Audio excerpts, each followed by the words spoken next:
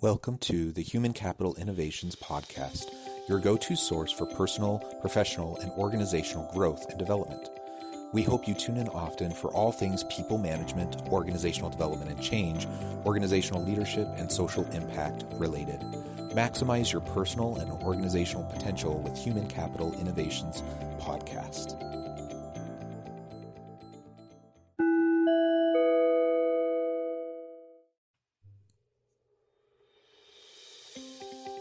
Welcome to the Human Capital Innovations Podcast.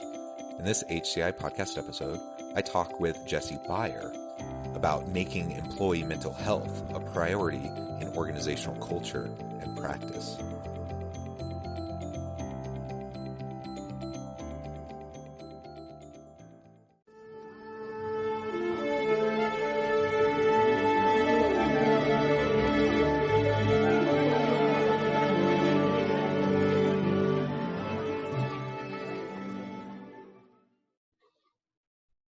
Jessi Beyer, welcome to the Human Capital Innovations Podcast.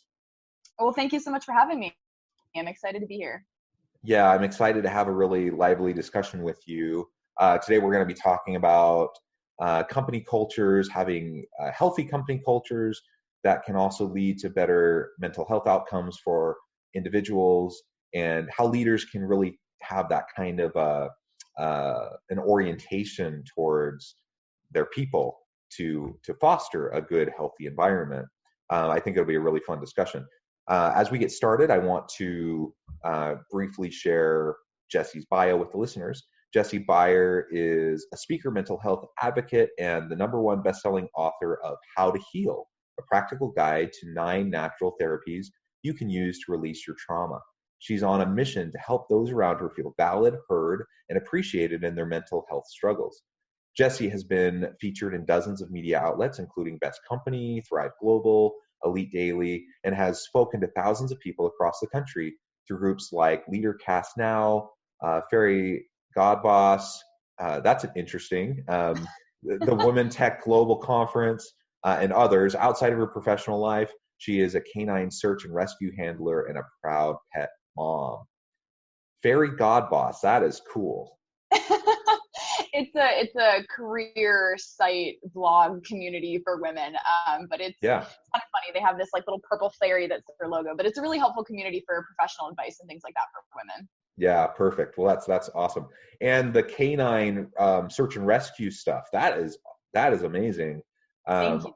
I am a proud pet owner. I have 2 dogs, a Brittany and a Cavachon, and I love my pets. But I have a great admiration for people who do this search and rescue stuff. It's a lot of time, it's a lot of effort, and many times it doesn't have super positive outcomes, because of the trauma involved with those types of situations. But I really commend you for that. Thank you. Also, my dog is a Brittany too, so small world there. I love that. Yeah, awesome. We're not going to have a podcast about dogs today, but given your background and given our mutual love for dogs, I have to say that, and given, I suppose it's related to the topic of mental health, I am so grateful that I have my dogs with me during this pandemic.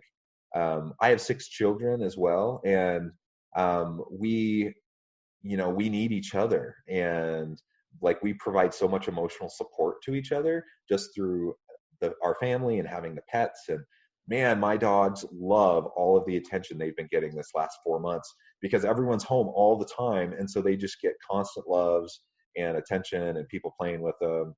Whereas before people would go off to school and work, and they kind of were by themselves for a lot of the day. So anyways, it's awesome.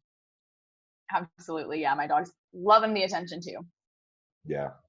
Well, very good. As we really get started, other than the dogs, is there anything else about yourself that you would like to share with the listeners by way of background? Yeah, sure. So just to give a little more of a personal background, I guess, my interest in mental health really started when I was in high school and started to struggle with my mental health. And, it was something that I personally was dealing with. It was something that a very close friend of mine was also dealing with. And as I started to kind of heal from that time in my life, and I studied psychology in college as well, but as I started to kind of heal from that, I recognized how prevalent of an issue it was. It wasn't something that just I was feeling, but everyone was struggling with their mental health in one way or another. Maybe they had, maybe they currently were, maybe it's still coming for them. But it's an issue that a lot of people don't want to talk about. It's uncomfortable. It's potentially embarrassing. There's some shame and feelings of brokenness and unworthiness that come with mental health struggles. And like I said, as I started to heal, I started to have conversations with people and just kind of open up and share my story a little bit. I saw how impactful those conversations were, and people's eyes would just light up and they're like, I'm not alone. Like, someone else has been through this. And that was really powerful for me. So when it came time to kind of step into my career and entrepreneurship and things like that, I wanted to continue these discussions, and I wanted to provide the tools that I didn't have and the knowledge that I didn't know to people who were struggling, to organizations who were struggling, to, you know, anyone on the planet who was struggling with their mental health. And that really brought me to where I am today, which is speaking about mental health, speaking about how to support someone who's struggling with their mental health, really just bringing mental illness and mental health struggles out of the shadows so that it isn't such a taboo topic and people can get the support that they really need. Yeah, well, thank you for that additional background.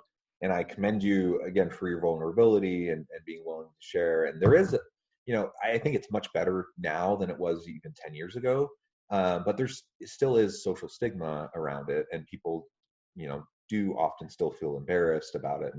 And I still know lots of people, you know, who really could benefit from either therapy, counseling, or maybe, you know, appropriate medications. And they don't want to because they feel like that is a sign of weakness, which is interesting because, you know, if I have like cholesterol issues, I don't see it as a sign of weakness to like go get my cholesterol medicine or whatever. You just go and you meet with the doctor and you get what you need and then you take your medication. But anyways, there is still some stigma behind that. And we need to collectively as a society and, you know, down a level, you know, to organizations, we need to think more about this and how we can better support those who may be struggling that are around us. And I think this is particularly relevant right now because, I mean, while we have mental health issues and really a mental health crisis across the country normally, now that we're in the middle of this pandemic and we have a lot of social isolation and a lot of anxiety and fear and uncertainty, you know, that's really driving even higher levels of depression and other challenges that people are facing. And we're not with each other in a physical workplace oftentimes to, you know, be able to provide perhaps some of that emotional support that we could have in the past. So I think it's even more of a challenge for organizational leaders today to be thinking about how can I, you know, really reach out to my people and make sure that they're doing okay? How can I better support them? And so I look forward to having that discussion with you. Mm-hmm, absolutely. It's interesting that you bring that up because I was actually just reading about some numbers on this yesterday. And it's something like 56% of Americans feel like this quarantine has negatively affected their mental health. The SAMHSA emotional distress hotline usage of that has gone up by 1,000% this spring. And then an online therapy company called Talkspace, they've had their user base increased by like 65% from mid-February to the beginning of May. All of this because of the quarantine and COVID-19. So you're absolutely right. It's even more critical now that employers and organizational leaders are taking care of their employees and reaching out to their employees and really just making their mental health a priority. Yeah, absolutely. And that priority piece, I think, is just so essential because, I mean, honestly, unless you have like the hardest nosed, callous boss, I mean, probably everyone is saying, yeah, I want my people, you know, to be mentally healthy. I don't know of a single person in my life that would say, I don't want, you know, people to have good mental health. But it's not, even if people think they want it, that doesn't mean it's a priority. And it doesn't mean that they're giving the attention to it that they probably should in order to make sure that people are being taken care of. So it really does need to be a priority. And one of the things I wanted to start off exploring with you is really, if we want to make it a priority, we need to start creating, maintaining, sustaining a healthy company culture that focuses on mental health. And in the work that you do, what are some of the types of practical advice that you would give organizational leaders on how to create that kind of a mental health culture within an organization? Mm-hmm. Well, the first thing that I would say is that by starting to take these steps, even if you don't need the exact steps, even if you don't execute them perfectly, you're now showing your employees and your team members that this is a priority for you. And that right there is going to be a big change off the bat. They're going to feel more included. They're going to feel more heard and seen and appreciated. So even if you're like, I don't totally know what I'm doing, just start. And that's going to start to make that change for you in your company culture. As far as tactical tips, I really like to share 3 things. First of all, make sure you have some sort of system where employees or team members can share mental health concerns. Generally, it can be anonymous just because a lot of people aren't necessarily comfortable walking up to their boss and saying, hey, I'm struggling with depression or whatever that is. But if you have like an anonymous Google form or an anonymous Dropbox where people can put notes in, just a place where you can have people come up and say, hey, I'm struggling with this, or hey, this is happening and it's affecting me this way. That way you can get a really good insight into what your company culture and the mental health of your team is like. Depending on what you get through that feedback, you can make changes accordingly, implement new programs or whatever. But at least that gives you the insight to saying, oh, wow, anxiety around Black Friday sales is a real problem on our sales team or something like that. You can make changes accordingly. The next thing I would recommend is make sure that everyone on your team at all levels of management knows how to support someone with mental health struggles. So for the most part, when someone is struggling, they're not going to go straight to a doctor or they're not going to go straight to their boss. They're going to go to their coworkers and their friends. So having everyone on the team know how to safely and successfully support their coworkers and friends who are struggling, that's going to build this whole network of support in your company that is going to carry people through. It's going to improve your company culture. It's going to make people more likely to ask for help and to use that chat box. But it just creates this network of mental health support in your company. The third thing I would recommend is when you're considering what health insurance you're getting for your employees, make sure the plans that you offer include mental health care as part of their coverage. That is huge because a lot of people will, shell out a bunch of money for emergency surgeries or cancer treatment or things like that, but they're not going to do the same for therapy, even if it's just that they're paying co-pays. So make sure that your insurance covers at least one type of mental health care, some form of therapy. If you really want to go all the way, I would recommend looking for plans that include some natural and integrative alternatives to talk therapy. So things like EMDR, equine assisted therapy, ecotherapy, things like that, just so that people have more options. So it's not like, talk therapy or bust is the only way that I can get the support that I need. But just to recap, those are the 3 things that I would tell organizational leaders. 1, make sure you have some sort of way for your employees to anonymously tell you what's going on with their mental health. Make sure that everyone knows how to support someone who's struggling with their mental health, as often coworkers will go to coworkers before their bosses. And then make sure that your insurance covers mental health care as well.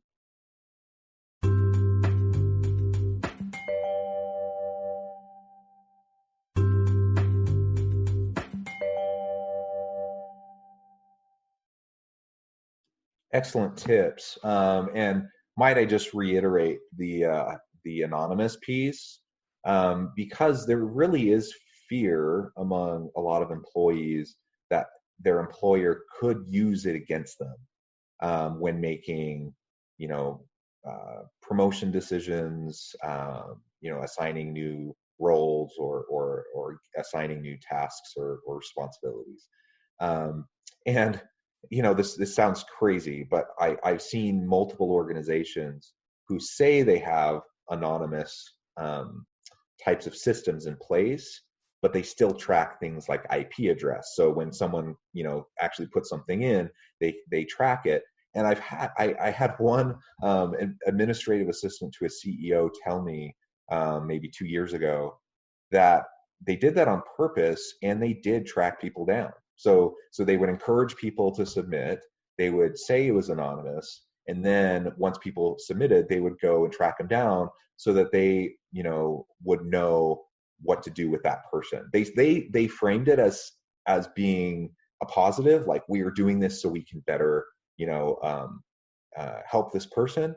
But I mean, that obviously creates a context of mistrust, and people, when that happens, then people are going to clam up and they're not going to share because they feel like they're going to be retaliated against. So we just really need to make an authentically anonymous type of a system that will allow people to seek the types of resources that they need.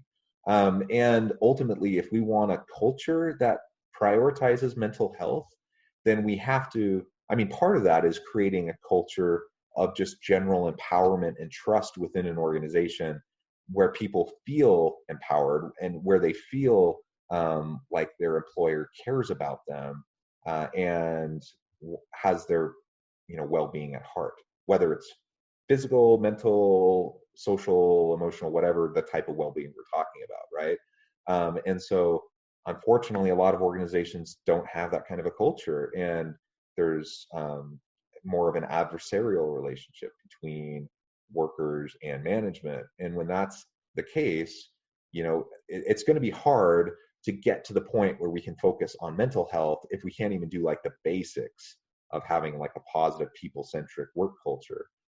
So these are the types of things I think leaders can and should be thinking about. Mm-hmm. That's so sad that one organization kind of twisted that form of the anonymous tip box there.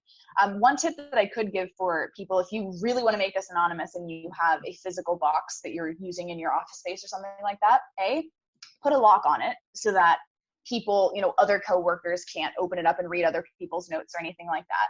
And then also put the box in the bathroom, because there's no cameras in the bathroom. So there's no chance that, you're going to get caught on security footage submitting that you have a mental health concern or something like that. But there's a little more privacy and a little more intimacy with it being in the bathroom. So if you as an employee are suggesting this to your employer, or you're an employer who really wants to make sure this is anonymous and safe, put a lock on it and put it in the bathroom. That's about the best you're going to be able to do with that. Yeah, great tip. And it's sad that we have to, talk about it in those terms, but we want to take steps to reassure people, right?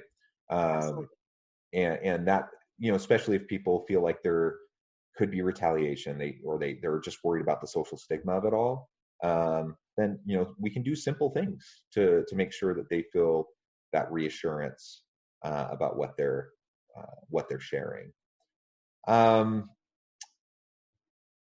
So I'm wondering, like, what else can we really focus on in terms of the types of supports that leaders can provide in the day-to-day for people in their team? It can go down all the way down to the supervisory level. I may only supervise 3 people, but when I'm leading in that environment, I do have a group of people that report to me. What are those specific things that I can do in my day-to-day interactions with them to demonstrate to them that I care about them, that I prioritize their mental health, particularly in this pandemic where we have lots of people working virtually. What can I do as a leader to reach out to them and help them feel that way? Mm-hmm. Well, first of all, when you're asking them how they're doing, you walk into the office, hey, Bob, how are you? Hey, Susie, how are you? Sort of thing. Actually ask them and actually listen and actually pay attention. Don't make it just this kind of throwaway greeting that you use. Sit down with them and say, hey, Sarah, it's really great to see you. How was your weekend? And listen to how Sarah's weekend was. It's not going to be an overnight change. It's not like the first time you ask that, Sarah is now going to spill everything that happened her weekend and all of the struggles that she's facing. But the more you do that, and the more that you interact with your employees and show them that, hey, I legitimately want to know what's going on with you and I legitimately care about you, that's going to help improve that company culture. And that's going to help your employees know that you do have their best interests at heart. The other thing that I encourage people to do is put little personal touches on it. So do you send your employees a birthday card? Do you tell them happy birthday? If you see on Facebook that they just had a baby or, they just got married, do you mention that? Bringing in these little bits and pieces of information will make them feel really important, make them feel like an individual instead of just another cog in the wheel. Those 2 pieces put together, so really caring about the answer to how are you and how are you doing, and then also bringing in some of these personal touches, that's going to help build that relationship between you and them. You're still a supervisor, you're still managing them, and you're still kind of above them in the hierarchy, but you're a human to a human, not a person to a bunch of little minions below them. Once that relationship is built, that company culture and that mental health support is kind of going to follow naturally, because you want to open up to and get support from people that you trust and people that you like. So build that human foundation first, and then the rest of the pieces will kind of fall into place when necessary. I'd also encourage companies to bring in outside events and outside mental health support. So are there speakers or corporate trainers that you could bring in that talk about mental health? Could you do some sort of mental health awareness week? Maybe bring in some bands, bring in some, whatever, just make it fun and bring in people that can talk about the message from a different perspective. I'm sure you understand as well that if, when you're a kid in school and your teacher or your mom is telling you something, you're like, oh, okay, teacher or mom said it, whatever. But then someone new and cool comes in from the outside and all of a sudden you're like, oh, wow, this is really cool. And they could be saying the exact same information, but just getting that different perspective in there can help the message sink in a different way. So those are kind of the biggest things that I would say is really build that human-centric approach first, build the relationship, and then the rest of the pieces will fall into play. And then don't be afraid to bring in outside events or support or things like that. Recognize as well that some people are not going to want to talk about their mental health. Even if you have the perfect company culture, mental health is everywhere, everyone knows about mental health, and it's this great environment. Some people just don't want to talk, and that's okay. Respect that, provide the support systems, and trust that when they're ready and when they need it, they'll use it if they want to. Excellent tips. How about in a virtual workplace? I mean, so many people are working from home right now. We don't have, I absolutely agree. Like if we're going in to the office, we don't want to just have the throwaway of like, hey, how was your weekend? How was your day? How are you feeling? How are you doing? And then you smile, you nod, you walk away. But we don't have those, like a lot of people don't have those types of encounters right now because they're working from home. So if I'm a supervisor or a leader, what can I do to proactively make sure that my team is dealing, with all the stress, anxieties, pressures of this COVID situation? Mm-hmm. Well, a lot of those things you can still do. So, when you hop on a Zoom meeting for your weekly team meeting, you can still have those personal, hi, how are you? How was your weekend sort of deals. You can still bring in outside support and do virtual trainings or socially distanced trainings at a park or something like that. You can still send out birthday cards and reminders and things like that. So a lot of these things you can still do, but especially because we are in a virtual environment and we are working through a global pandemic and so many social justice issues, just ask your employees, hey, Sarah, how you doing? Saw you were a few minutes late, saw you looked a little tired, whatever that is. How are you doing? How can I help? One of my favorite things to say to people, well, I guess two favorite things, is when I suspect they might be struggling, suspect they might need a little extra support. It can be really easy to get in your head and just be like, oh, I don't know what to say. I don't know how to help them. Just ask, how can I help you? What can I do to support you right now? That's a very non-threatening approach. They might say, oh, no, I'm fine. I'm all good. And then, okay, whatever. Or they might tell you how they can help, how you can help them. The other thing I like to say is when I do find out that someone is struggling, whether it's with their mental health or their productivity or whatever it is, just I hear you and I'm here for you. This lets them know that, hey, I acknowledge what you're telling me. I receive what you're sharing about what you're struggling with. And I'm also here to support you, and then you can follow that up with, how can I help? How can I support you? Things like that. But having those conversations and really making sure that you're listening and offering support and still kind of building that environment, even over a virtual setting, is really important.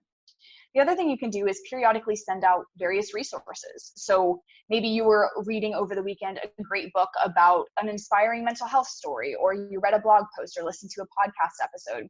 You can just shoot that out to your team over email and say, hey, I was listening to this, thought it was really interesting. Maybe some of you guys would like to read it or listen to it. Just send it out there. Some of them will, some of them won't, but you're still sharing those resources and letting them know that you are prioritizing mental health and you are continuing to develop your own mental health skills throughout this pandemic. Yeah, I love those tips. And it reminded me of a recent, it was early on, once everything shut down because of the pandemic. It was probably early April. And I was in a meeting where a vice president was with it was a leadership meeting, and it was on Zoom, and there was this big long agenda. So all these things that this leader wanted to get through. And she impressed me so much because she checked in with everyone at the beginning of the meeting, like genuinely, authentically, like went around the horn, gave everyone a chance to share. And then after, maybe 15 minutes of that in this meeting, she took a step back and she just said, you know what, we had an agenda today, but given the anxieties everyone's feeling, I don't think we should do it. I think instead, let's talk about, what we can do to help each other. Let's talk. And that's what the meeting ended up being. Instead of this kind of conceived agenda of all these action items that had to occur, she modeled and demonstrated for everyone else. And all the people in that meeting were also leaders. They were also people that had people that reported to them. And she modeled for them how important it was to prioritize their mental health in that moment. And she recognized that there was a lot of stress, there was a lot of anxiety. That was back when school was still in, and a lot of people had kids at home while they were trying to work at home and trying to help their kids with school. Just all of that stuff that was just so hard. And she recognized that there was nothing incredibly urgent about any of the action items she wanted to cover in the agenda. Like, that could happen next week. Right now we need to focus on people. So I loved that. And I think you just shared a bunch of tips that are pretty simple that I think if leaders can try to implement, will have immediate impact. And at least, if nothing else, at least help, you can help your team realize that you genuinely care about them, and that you are going to make this a priority. And if we can do that, that's half the battle. Absolutely. I totally agree. And I think that what a lot of people don't understand is that mental health is not this like intangible out there thing that only affects some people's company cultures. Like, no, it's a hometown issue. Just to share a couple of numbers that can kind of back this up. The Society for Human Resources Management estimates that over the past 5 years, $223 billion have been lost in companies because of poor company culture. Furthermore, the Journal of the American Medical Association estimates that $225 billion every single year is lost due to mental illness and substance abuse in both presenteeism and absenteeism and all of the things that occur because of that. And so if you're a company and you're like, okay, yeah, mental health is cool and all that, but it doesn't matter for me because I'm not this tyrant boss or, whatever it is that you're using as that excuse for yourself. Think about what poor company culture and mental health could do for your bottom line. And if that doesn't motivate you to put your employees first and recognize how important it is to have a people-centric business and use everyone's strengths to the best of their abilities, then I would probably reconsider whether a management role is right for you. But the point of me sharing this is that there's more to this than just making people feel good. Like, this is good business. This is good human skills. This is community justice. This is everything that it means to be a member of a group of people. It all comes down to how you interact with them, how you support them when they need it, and how you create a culture that lets them know that they're important. Well said. Well said. We're about out of time, so we'll end on that note. But before we close and part ways, I do want to give you a chance to share with the listeners how they can get in contact with you, reach out to you, and learn more about what you're doing in your work. Absolutely. So I'm on Facebook and Instagram at Jessi Beyer International. That's Jessi, B as in boy, EYER International. And I'm sure that'll be linked below. The best way to probably get in touch with me and really figure out what mental health looks like in your company and things like that is just to book a call with me so we can chat things through and see how I can support you, how you can support your team, and kind of work through that. So feel free to message me on Instagram or Facebook, and I will go ahead and send you my link to set up a call. But love to help you out and chat with you guys and see what we can do to make sure that your mental health and your team's mental health is staying a priority throughout this pandemic. Awesome. Well, thank you so much, Jessi. It's been a real pleasure talking with you. I encourage my listeners to reach out, get connected with Jessi, set up a call, have a conversation. I think, it's always important, but at this particular point in time, I think it's even a heightened level of urgency that we think about these issues and truly make this a priority. Thanks again for everyone's time today. I hope everyone stays healthy and safe and that you have a wonderful week.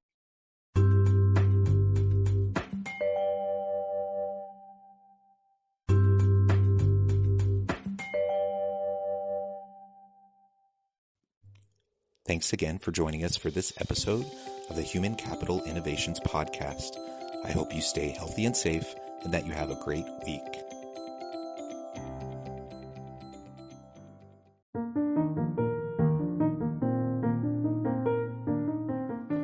Check out our new weekly LinkedIn newsletter, Alchemizing Human Capital, exploring industry trends via original research and interviews with executives and thought leaders from across the globe. We look forward to having you join us.